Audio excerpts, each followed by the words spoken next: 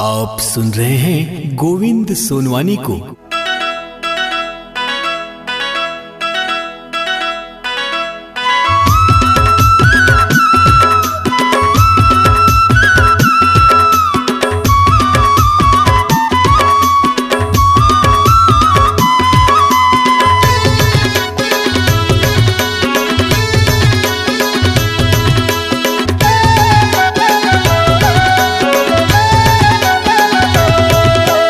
ननपन के वरानी ननपन के फूले हवा आज फूल बन के।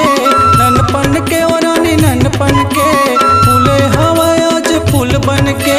तोर मोर माया फुलवारी रे माया दे दे माया ले ले माया दे दे माया ले ले संगवारी रे माया दे दे माया ले ले संगवारी रे।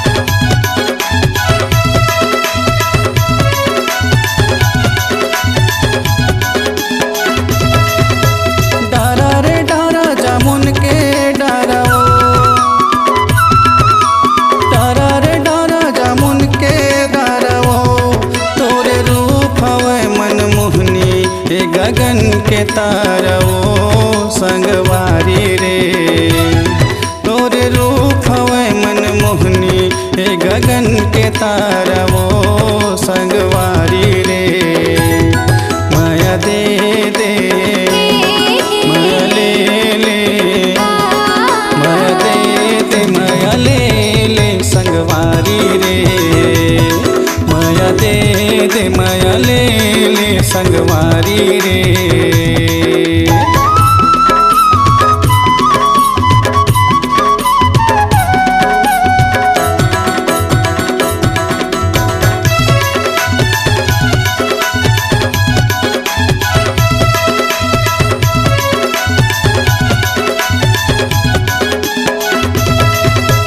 कंसी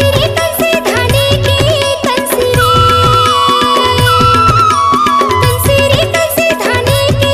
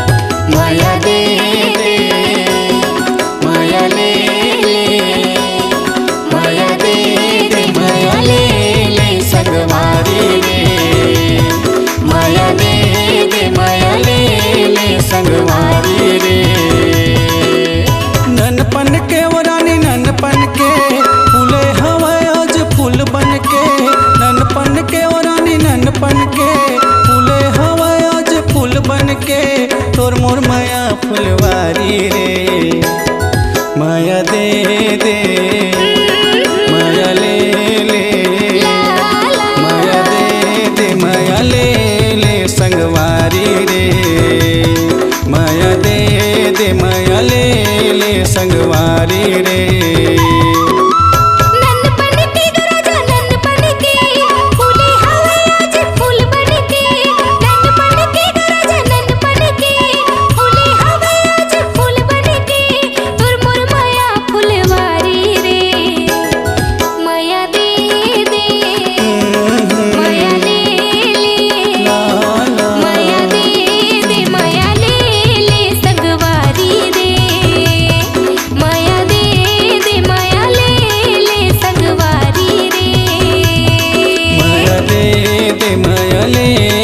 संगवारी रे माया दे माया ले संगवारी रे।